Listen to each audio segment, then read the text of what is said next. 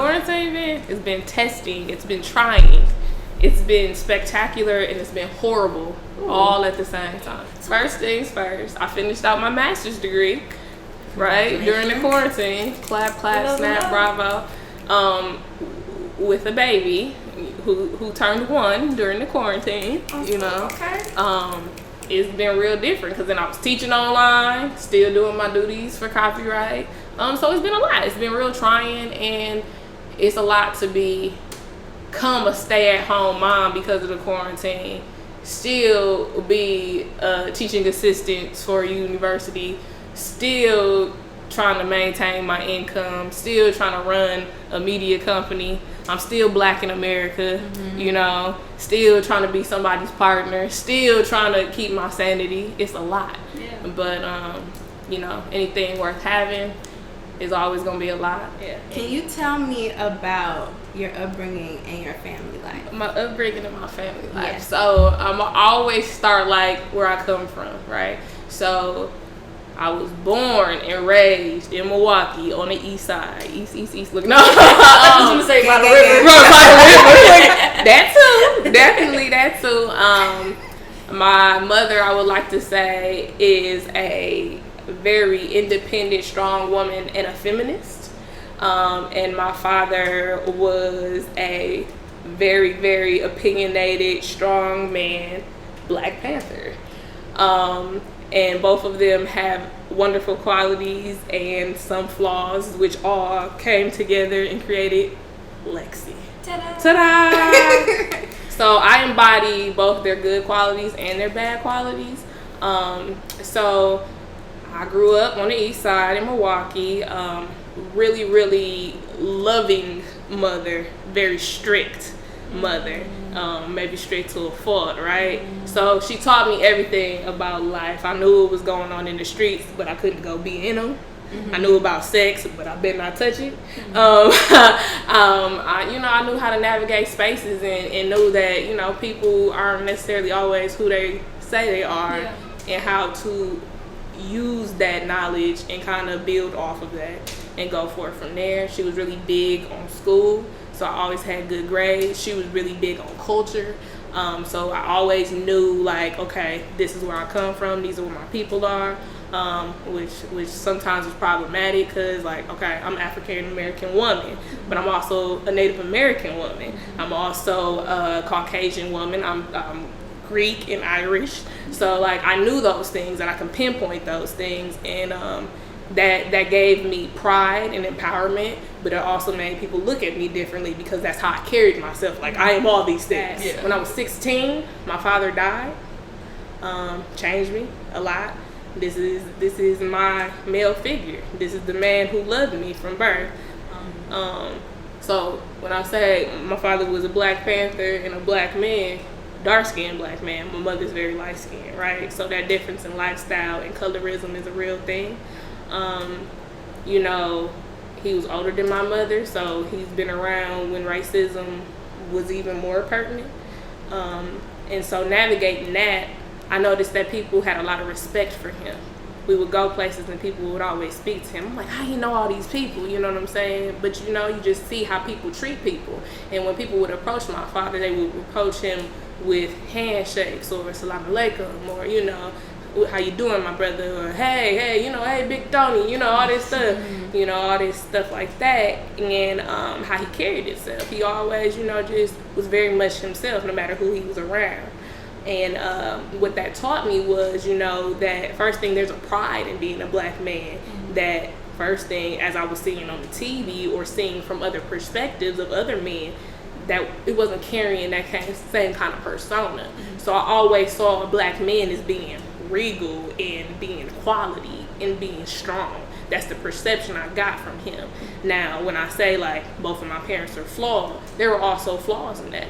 You know, my father was a functioning alcoholic. So when I say functioning, my father has always had a job, multiple jobs, making a very nice income, owned 2 houses, owned lots of cars. But every time I saw him, he was drinking. Milwaukee's best. that nasty stuff, you know. And you know, he was also a vet, you know. So there's that. So there's being a black man in America, being a vet, you know, having that disease, because alcoholism is a disease, is something that it definitely impacted me, you know, because even though he wasn't saying nothing, I could see the dark side of it. And it was always told to me, like, listen, it's hereditary. So you have addictive traits. And if you touch the bottle, if you over indulge, that could be the outcome. And like, you could be functioning, but you know, there's also other things that come with that, like disease and cancer and liver failure and all those things that can kill you. Right. Is that how he passed? He had cancer. And by the time that they caught it, it was too late. And I literally saw my father wither away in front of my eyes. Like I said, really tall man, real, you know, he got that mass to him, you know, and he started to get frail, and he couldn't work as much, and when he was working, you know, he was being slow, couldn't drink as much, right. And I saw the turn in him. I could see it, because he was always very optimistic and stuff. Even in the dark times, he was always very optimistic and always very like, this is how men are and this is how this is going. And I remember the time, it was maybe about 2 months before he died. And he kind of just sat down and talked to me and was just like, you know, there's some things going on, you know, I love you, you know. And he kind of just, I could just tell, like, he knew. And I was 16 and I was a kid, you know what I'm saying? And I just kind of had to stomach that, but I had to like prepare myself, because I knew like, this is my father. I need him like the most right now, like, you know. And he just kind of like left that impression, and I was like, all right, he going, but he'll still be with me.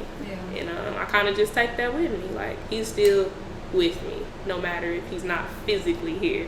But it changed me. I definitely am not the same person. Do you think that you used poetry as your medium to cope with that? Oh, definitely. So what happens is like, often people fail to realize when somebody publicly stomachs something well, what they're really going through. So even though my father and my mother weren't together when he passed away, of course it hit my mother. She still loved him. It's the father of her child, you know what I'm saying? And so I have a big sister on my mother's side, and how, like, you know, she was going through stuff as a teen, and then the separation. Remember, I tell you, my mother was super strict. So then my sister becoming an adult at that time, and that being kind of a push and pull with that. So all that energy going into that, and then everybody's own personal problems. And nobody was really analyzing what was going on with Lexi, because I wasn't showing out. I wasn't acting up. I wasn't speaking up. I was just there. And I internalized, and that internalized turned into words, and I would put that down, and I would write. And I would say I have a deep soul. So, and I like word. Vocabulary is my thing. A lexicon is superb. So I kind of use those words, and I would write stuff, and then I would learn new words, and I would fit that in, and it would just flow. And I would really write in a really mystic way and kind of just let that out. And that was therapeutic for me. I had a Facebook page, and at that time you would put like a tag after your status. So you would write something and you would put a tag, and the tag was dirty magic. That's what it was. It was dirty magic. And so then, like, you know, all of a sudden, like, every time I would write a status, and they would be super poetic or super mysterious and stuff, and people don't know what it's talking about, but it just came out of nowhere. Like, I was just writing one day, and the thought was like, you know, there's these ideas of words. Remember, I'm really into words. So dirty, people think of filth and stuff like that, but I'm like, something that's worn, something that's sullen, something that's not necessarily still pure, right? So that's dirty for me. And then magic, so that's the mystique, that's the conjuring of something That's what I was, you know what I'm saying? I wasn't pure anymore because I had experienced this loss, I had experienced this hardship, so I wasn't pure anymore in my eyes. And then the conjuring and the mystique and stuff like that, that's what I was cooking up, that's what I was forming into, so that was the dirty magic. And then, you know, then you'd be at school and people would say like, what's up, dirty magic? And you'd be like, what? I was like, what you talking about? And I just started answering to it, so it was dirty magic. People was calling me dirty magic, and then over time, it was like, all right, it wasn't dirty magic no more. Then people just started calling me dirty, and I would just be like, all right, I'm just dirty then. Everybody always, oh, why your name dirty? And I'd be like, if I tell you, I have to kill you, you know, and stuff. And people like that mystique, and that kind of just carried with me because I guess it just kind of fit my persona. So I answered to it, so people call me that. So yeah. So what makes dirty? I'll do what I have to do when I have to do it. I don't have to be seen as like this pure figure and be liked and loved and all unscathed and put on this happy ass facade when shit ain't going the way it's really going. Like, I'm dirty because I'm willing to get in the trenches and do the work. I'm dirty because I'll make it happen for myself. I'll make it happen for my people. I'm dirty because who wants to be clean? That's why I'm dirty, because I am not worried about the outside elements. The personality that you have and you considering yourself being a loner, how does that intertwine with the career you chose? Right. So I didn't choose the career chose me. So being an introvert by nature and by nurture, because my mother was super like on some keep them protected type stuff, we kind of help cultivate that in its own. But being an introvert, you know, I'm really observant of people, really analytical of people, what's going on, how they function, how they work. But I'm on the outside looking and observing. And what that allows me to do is really hear people. I'm a good listener.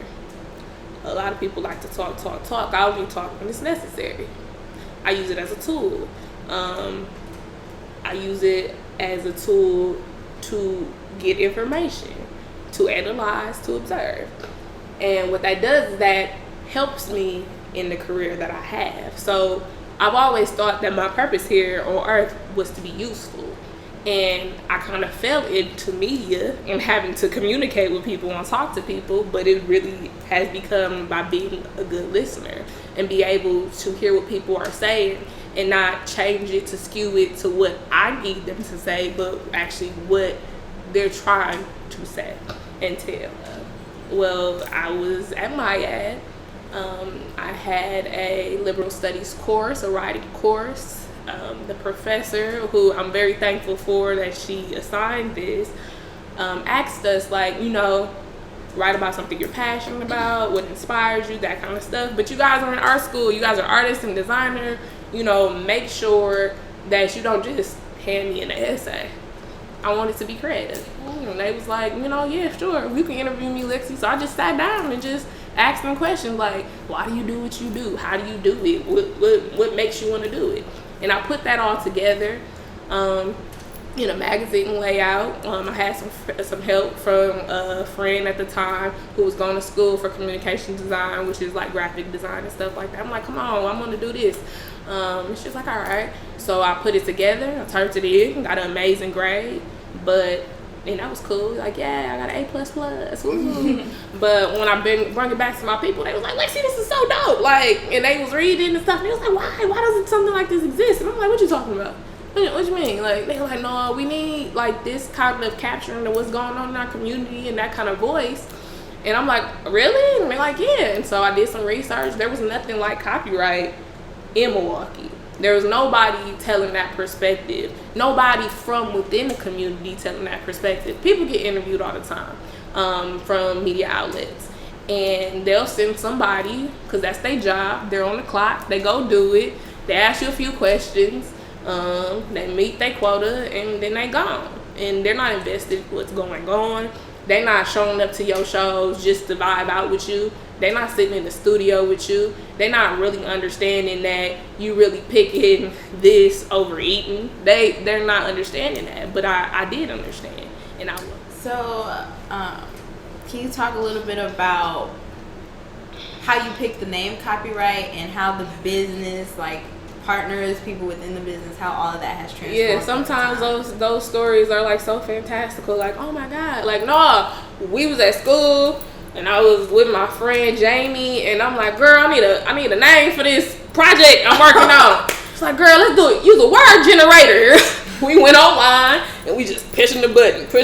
It was generating different words. Like I said, vocabulary is my thing. So I'm like seeing these different words, they're popping up, what they mean, all this stuff like that.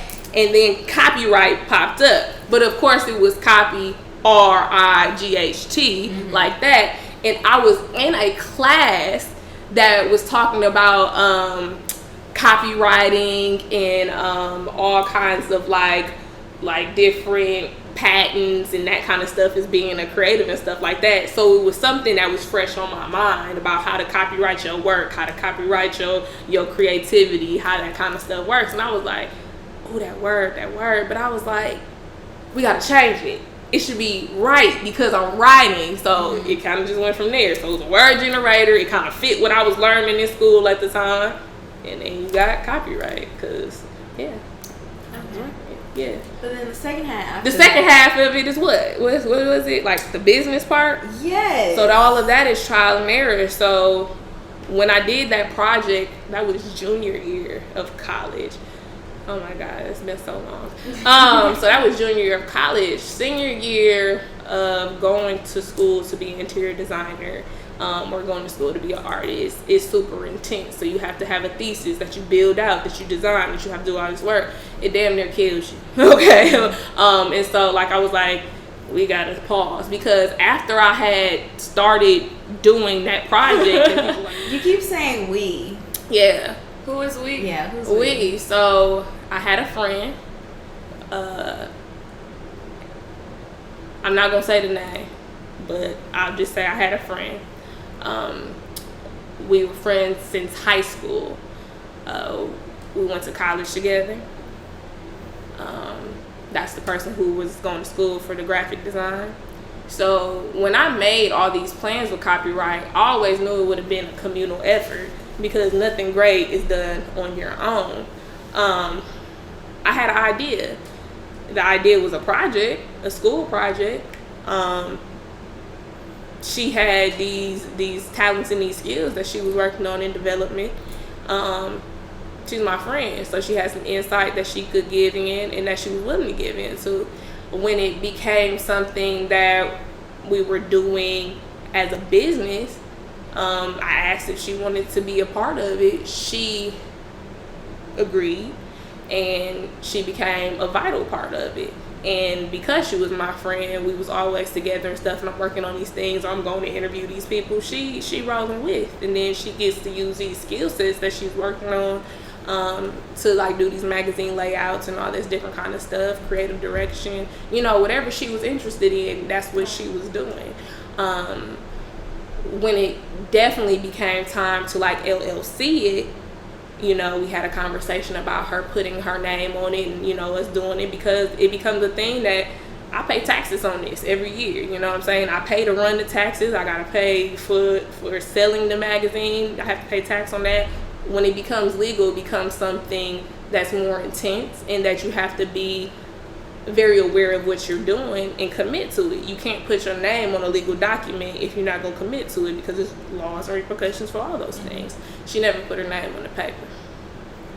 I probably should have known then that it wasn't the same kind of commitment, but that was okay with me, because I was fine with sharing that, and I would take the responsibility of anything that ever happened, and whatever the liability was for it occurring, I was going to take that risk and opportunity, because I believed in what we were doing.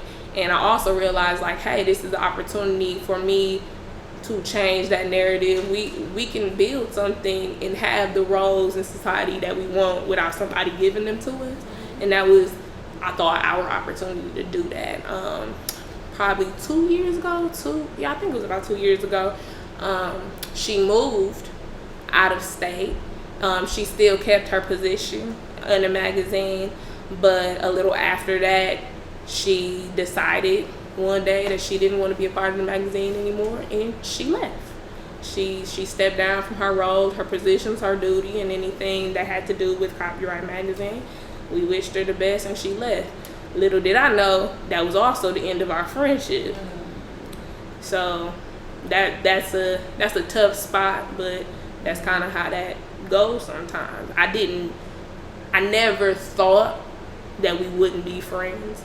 I never thought that she would lead a magazine. I had no forewarning that it was happening. She kind of just left.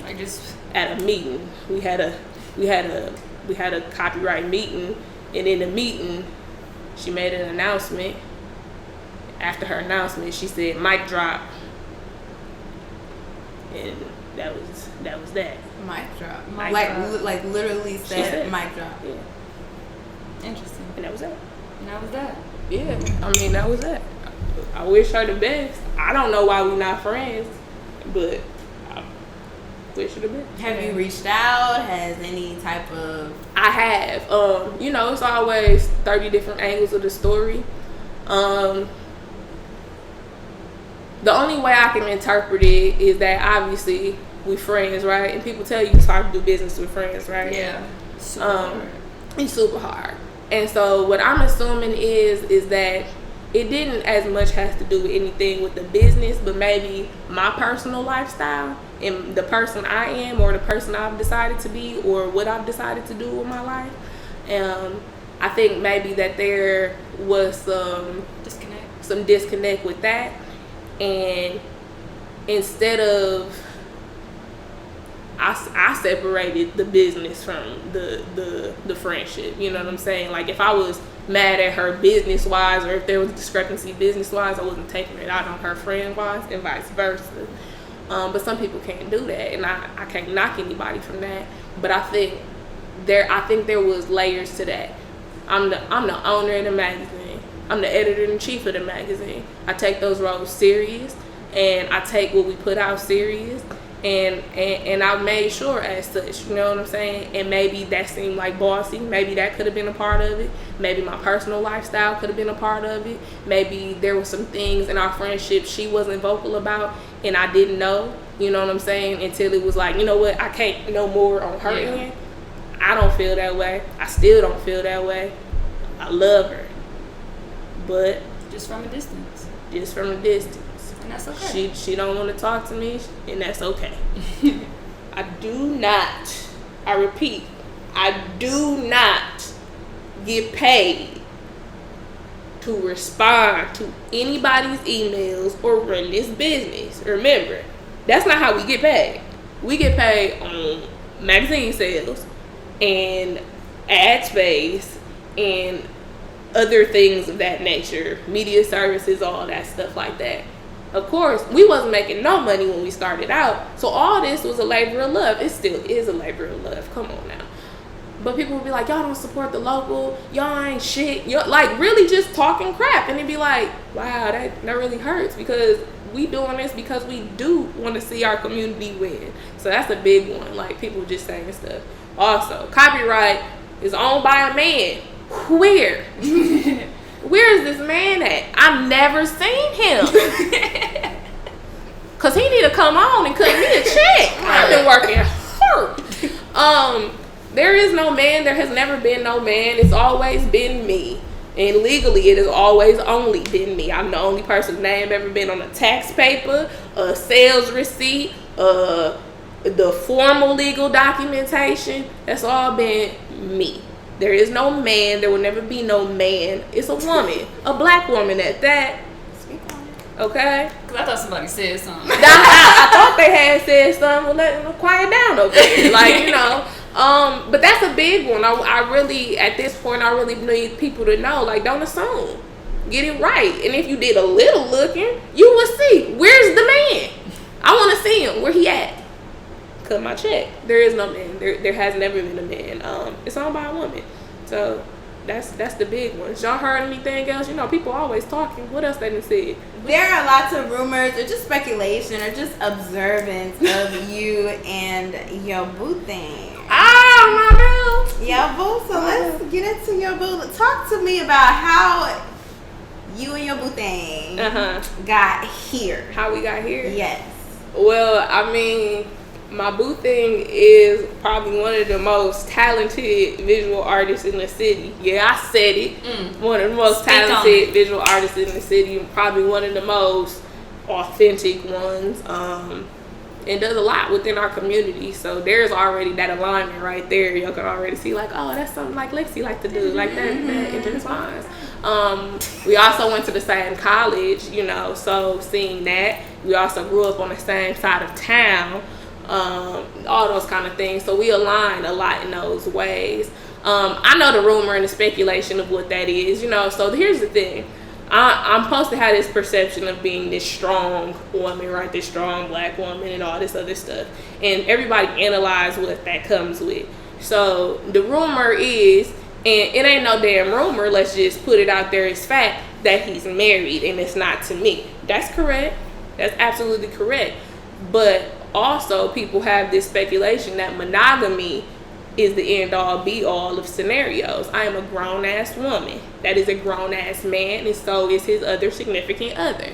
What we've agreed upon is our business. And so it's not a monogamous relationship. I'm monogamous with him, and that's all that matters to me. It's a polyamorous situation, right? It's a polyamorous situation where humans have agreed upon the terms of that. And monogamy has never been a deal breaker for me. And it took me a long time to understand that. But it can be read in 1,000 different ways, right? So I'm with him. That is my significant other. That is the father of my child. That is my life partner. That is my muse. I am his muse. And whatever we got going on is what we got going on. We grown. People need to mind their business. I'm fine. I'm happy.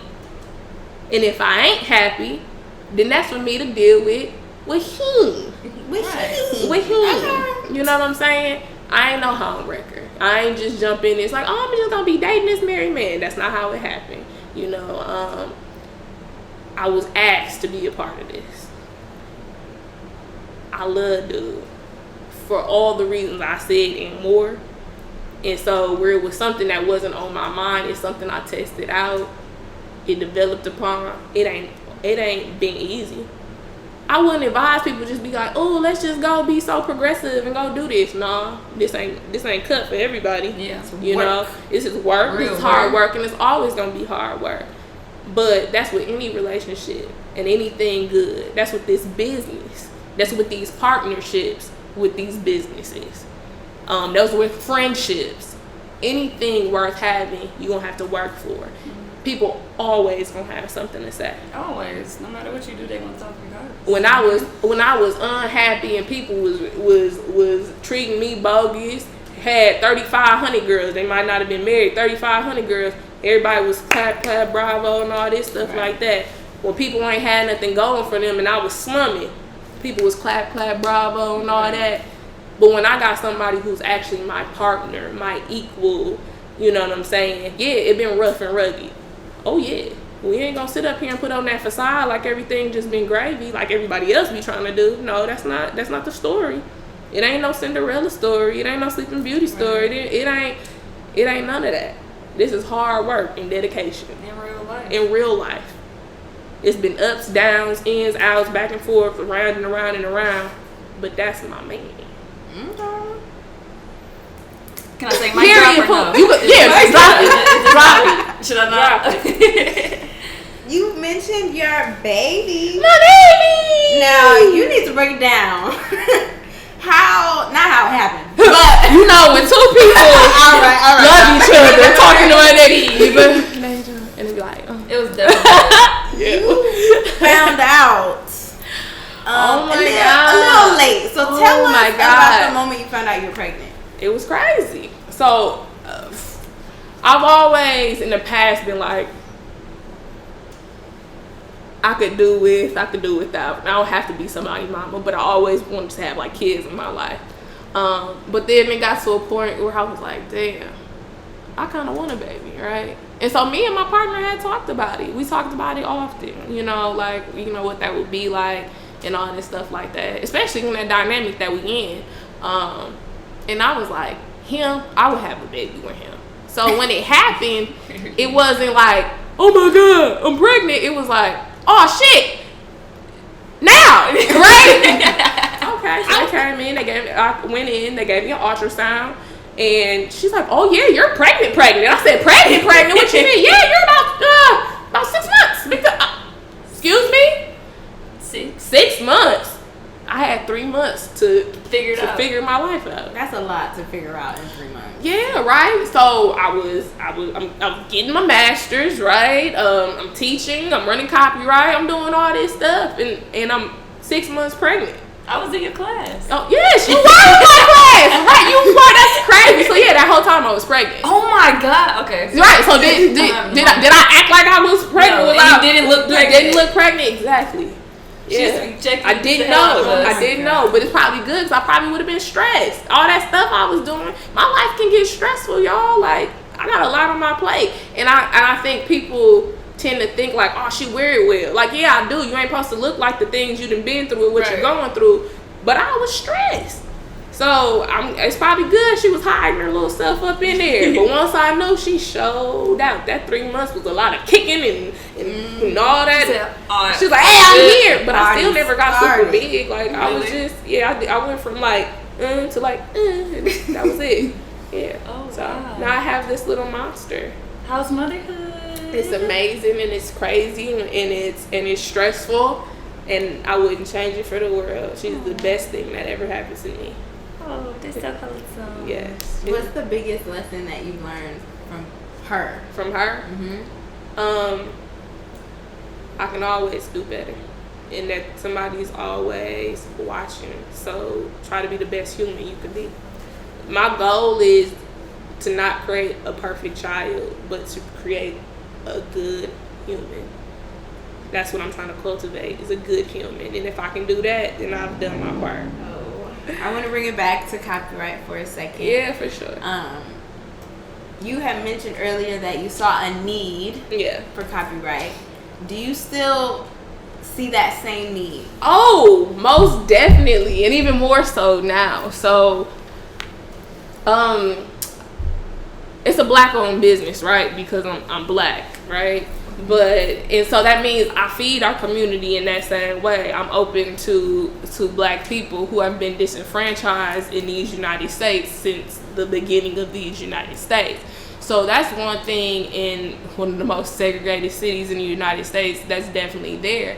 Oh yeah, it's a lot of talk about art and creativity going on within Milwaukee. But usually that's from a different lens and a different perspective. There are black creatives. There are women creatives, there are disenfranchised creatives, and that's the community I'm talking about. Love the rest of y'all, but what about us? Far too long that voice has not been put out into the forefront, and it's really the one that's cultivating everything that's going on. And we see that now. There's obviously this uproar about racism in America. Why this is shocking to anybody, I don't know. But obviously it's something that infiltrates all systems, especially media systems. So that's where we understand our understanding of what it is to be black in America, a woman in America, creative in America, any of those things that you are, is from the media. That representation goes a long way. And so if it's always the white, the male, the cis, the this, that, and the third, telling that story and telling that lens of anybody else, that means the real voice is not being heard. I'm here to tell the real voice. So I'm not doing the same type of censorship. I'm not cutting the stories about what's really going on and cultivating that experience. People struggle to do this. They're getting paid really, really low for the things that people who are white are getting paid a lot more from. They're getting treated like they're the other, when really the ideas that they are creating are the ones that are being pushed in the mainstream and making multi-million-dollar companies. I speak to those people.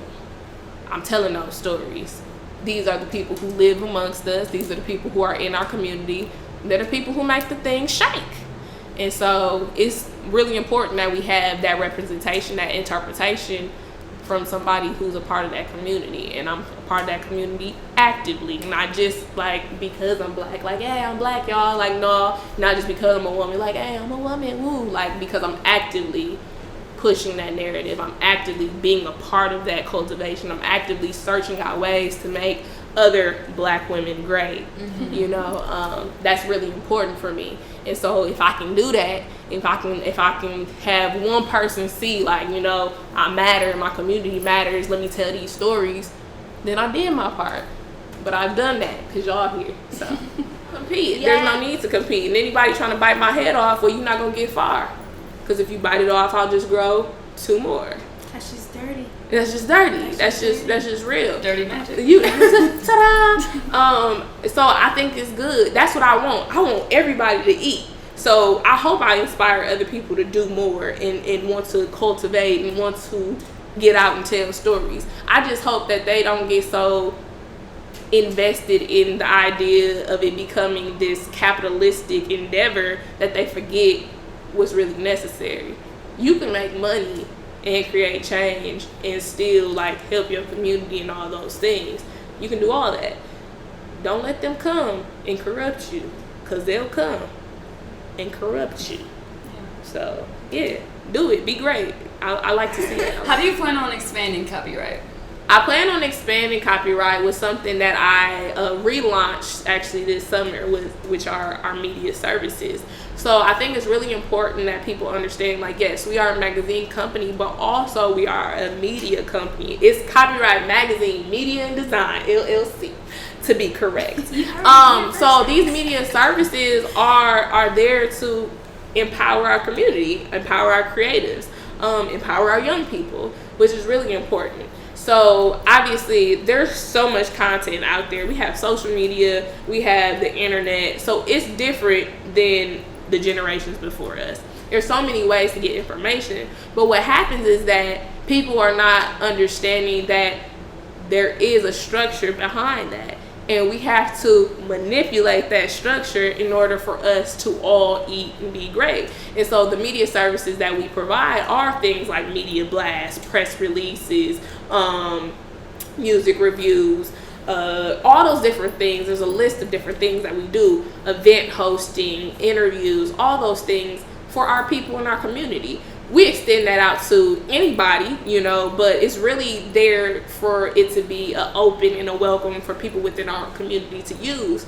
It can be really, really trying to have the same kind of resources as the mass of society has or as white America has, and not understand that there is people who are here to serve you. And CopyWrite is one of those units. I want us to be able to help our community do all those things in the same way so we can all eat and grow.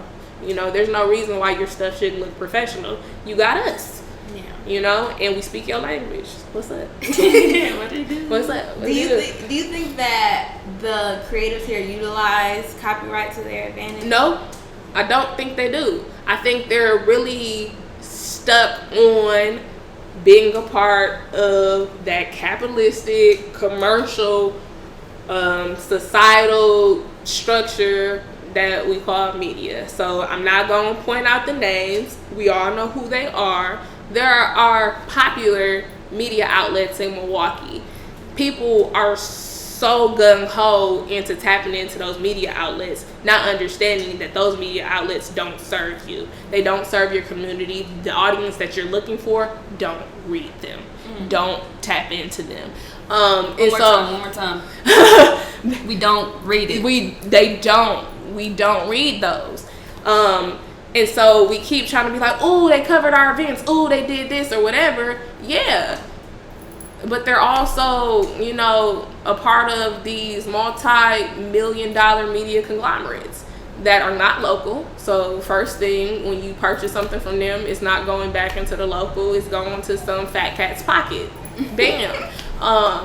Yeah, no, for real. You know. You know, so it's not tapping into the local market. They're also they're also not doing it and telling the story that way. They have strategic views, the one that you learn in school about how to write a press release or an interview and stuff like that, that really don't touch anything about who that person truly is. A lot of time people feel uncomfortable. They don't say the truth in these interviews because they are uncomfortable to be the best self, their authentic selves, which we've all read those interviews. You're like, who the hell are they talking about? I know this guy. I know her. That is not them. Like, you know, you don't want to have that conversation. And it's like, yeah, that's nice that they covered you. Big ups to you. But what about some authentic stuff that you could really use and expand your local base? Everybody's like, well, people don't support us in this community. Well, you don't support your community. Right. You so worried about what they doing over there that you forget that right here gonna make you pop. Right. How is that helping you? It's not. I think people fail to remember that anybody who is industry now started local. Mm-hmm. And that's their fan base. And that's their fan base. That's where it starts, and it expands from there. So if you can make the local pop, if you tap into the local, I mean, you win. It ain't nothing to like having love at home. Right. Ain't nothing like it. So with your family having such a historic part of not only Milwaukee history, but like Black Panthers, so that's a big thing. Yeah. How are you addressing the current social climate? Whoa. So obviously there's like two parts of what's going on right now, right? We have this uproar about racism, which is something that I'm fighting every day, right? Being in the spaces I am, you know, being an interior designer, that is a white male dominated, you know, architecture, design, all that stuff, white male dominated spaces. Being in media, that is white male dominated spaces. So I'm constantly having those conversations, constantly changing that narrative to be like, you know what? People of color can do these things. Women can do these things. Young people can do these things. I'm not that old, okay? You know, I'm still a millennial. I'm 28. Like, you know what I'm saying? I've owned my own business since I was 23. You know, so that's a real thing. So everybody has their role in what's going on right now, right? Some people are out in the street protesting. Some people are, you know, saying like what those boardrooms do. You know what I'm saying? Like, let me see your board of directors. Don't be talking about diversity in your board of directors or all these white men or white women or things like that. I'm in the middle of what that looks like. So because I'm big in the business world and media side of things now, and I'm also in the creative world, and really close to what's going on in these streets, I have to find what's the best place for my voice. I think that's, you know, showing what the creative community is doing, and making sure that when I am in these business meetings that I'm representing our community well and saying like, hey, you're not just gonna release a statement and say like we support Black people. I want to see what that money do. I want to see what those board of directors do. I want to see where you're actually willing to create that change, because I have the ability to be in that space. I have a child, so I can't be out in the street every day. You know what I'm saying? We are in a pandemic, so there's also the health risk in that. But I did also go out there from 7 p.m. to 6 a.m. the next day. Speak on it. Painting that Black Lives Matter mural. Speak on it. Okay? So I was out there doing that. So everybody has a different role, and that's just part of mine, is making sure that first thing, I allow a platform for people to speak, for creatives to speak, for Black creatives to speak, for Black trans creatives to speak, for Black gay creatives to speak, for Black women to speak, for Black people to speak, right? That's my role. Making sure that I make public pieces and public statements, because I have a voice that carries outside of our community, and making sure that 4 years of college and that artistic connection with my man Vidal Hill, speak on it. You know, that we make those murals and those public opinions very much known, that we not about to play with y'all. Black Lives Matter, period. Okay, speaking of minding your business, yes. How can we get into your business? You're not on the web, Lexi? Oh my God! Why are you dark on the web? So a lot of people think, and let me just quiet down these talkers. A lot of people think like once I started getting with my significant other, that made me disappear from the web, which is not true. That's not what happened. What happened is I got so immersed into this media studies program that I was in, analyzing social media and the media and what's going on and how they track you and how they follow you and how it can be, just consuming for life. I was like, wait, pause. I'm at school with this. Now, society with this, and I'm all this. I needed a break. It's draining. Social media can be really draining. I couldn't go totally disappear and totally off the web because I got copyright. So I need to be in tune with what's going on. And fortunately and unfortunately, that's how society communicates now. That's how we know what's going on. So, I have been on social media. It's just being on the business end. So I haven't been putting a lot of my own personal stuff. But I've been working on trying to open up a little more on my Instagram of things that I'm doing that I think are pertinent. But I think now that my master's is over, right, all the classes and stuff, I have a nice foundation of how I want to personally navigate the social world. I think I will be a little more available, but still not so consumed. Because all that scrolling and all that is tiring for me. And something I think a lot of people don't know about me is that my freshman year of college, I got diagnosed with an anxiety disorder to the point where I was running out the classroom, going in the bathroom, crying, spazzing out because I couldn't hold my shit together. It was just too much. I was on medication and everything for it. And it got to the point when I was like, I can't be on this medication because it's chemically altering. What it tries to say, messes up my creativity and all this other stuff. So society can make me anxious. People make me anxious. Socializing makes me anxious. And just because I'm not around all the time doesn't mean I don't want to be, but my mental health comes first. My physical health comes first. And that's something that people need to understand, that it's not always about people, knowing what's going on and stuff like that. I'm not trying to keep you away from me. I'm trying to maintain my shit. Right. And it's a lot, you know what I'm saying? And then, like I said, a lot has happened in my life. I've come through a lot of major changes in my life where the social media is the last thing I'm concerned with, but I have some structure now in a way that I want to navigate, and I'll open up. And if I want to take media hiatuses, I will, but it should be used as a tool. Social media is a tool. It is not the end all be all. I've had the same phone number since I was in middle school. If you want to talk to Lexi, call me, text me, come see about me, but I knew see you, lovey baby. But yeah, so I'm dark on the web, but that's also because I know a lot about the web. And once it goes on there, it lives forever. And there's some things that just need to be mystique, dirty magic.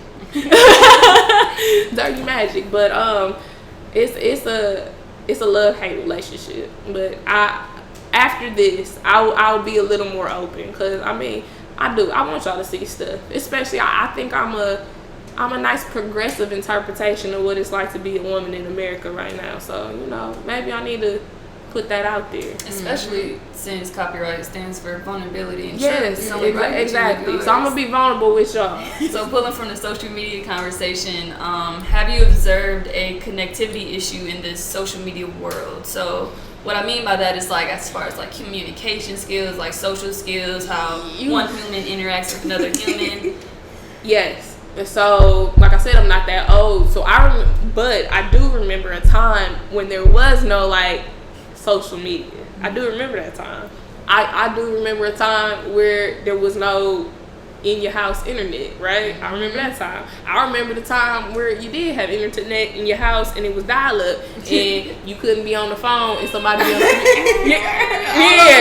that. I was like, where did it come from? But yes, exactly. So I remember all that, and that was a time where you did have way more intimate conversations with people, and you really got to know people around you, and it was natural.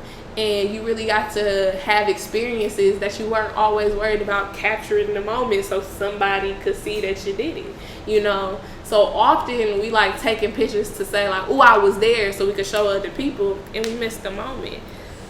It's a Drake lyric for that. Yeah, right. The girl who like went to Rome, yeah, took pictures, like all that stuff like that. Okay, let me stop on Drake. It's a Drake lyric for everything in life.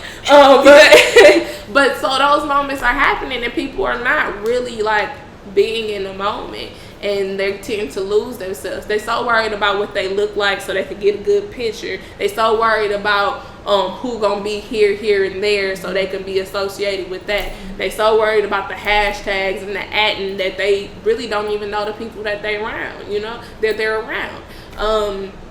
They're missing out on the best parts of life because of the disconnect, and it messes with a lot of other stuff. It messes with friendships. Pause right there. Mic drop. Mic drop. It messes with y'all funny. I ain't gonna never live this down. It's gonna run back to me like what? And he be like, don't be acting like you don't be talking about me and shit. But and it messes with relationships. It messes with family. It has people looking at themselves in the mirror, not thinking they're worthy. It messes with a lot of people. And what people forget is that a lot of stuff is like made for you to just see. Social media is media. So that means it's constructed in a way that a lot of stuff you see is fake. And so people seem to have this disconnect from what's real life and what's fake. And they so trying to feed into this fake life that they so miserable about everything that they doing. Yeah, right? It's never enough. It's never enough. And so I think it's really important that you remove the facade, at least from yourself. You can lie to everybody else if that's what you want to do, but don't be lying to yourself. I mean, it's unnecessary. Nobody's perfect. Social media isn't either. Going back to what you said about your anxiety, because I know a lot of people now deal with that and they're realizing what it is. So how do you deal with yours? Right. So part of it is isolating myself when I need to isolate myself. There was times where I really don't think my friends understood why I didn't want to go out with them. It wasn't them. I needed that space to be by myself. Too many people can be hectic for me, and it can give me anxiety. I'm not having fun, y'all. I'm hurting, and they not hearing me. Or I don't want to just sit around and sip wine and drink. Maybe I need to lay down. Maybe I need to, do some work because that's my outlet. They not trying to hear that. It's a song for that too. You like girl, it's song for everything. Go ahead, put the lyrics in. Y'all gonna write them across the street. Have a little sing along. It's a lot of that. Or why I'm not answering the phone. Listen, I might have just had an anxiety attack. I ain't gotta put it on blast. Let me meditate. Let me come within to myself and have that moment. I think what happens is that people be so worried about feeding everybody else's idea of what it is to be okay and what it is to have fun and exert that they forget like some people have to cope. And part of my coping is isolation, or just going for a drive, taking a walk, meditating. All of those things help me. I love humans, but they also are a lot for me. They drain me, and so that gives me anxiety. And so sometimes I need to step away. So just think of how that could be. I'm at an event, it's hype, it's popping and all that stuff, and I'm there to cover it for copyright, and this person want to talk to me and that person want to talk to me, and then there's all these people around. How do you think I feel? So I gotta put on this, so if I'm doing it every day, that's gonna kill me, that's gonna drain me. So I try to take downtime. Sometimes that's being by yourself. It's okay to be by yourself sometimes. It's okay to be by yourself. You need to learn to be by yourself. Sometimes it's okay to, I like to say, sit in your shit. Sometimes you need to sit in your shit. That's real dirty. Right. So you can cope and operate. I talk to me. How you doing today, Lexi? I'm all right. I'm good. Oh no, I need some backup time. All right. Do I need to write it down? Do I need to paint it out? Do I need to do some work? Do I need to not do some work? Those check-ins help me alleviate that anxiety. So I don't gotta just be medicating and all that stuff like that. I sit in my shit, I analyze myself, and I only do what I can. If I tell you no because it's gonna harm Lexi, then just take that, because it'll wind up harming you and you gonna feel some type of way. Let me sit in my shit.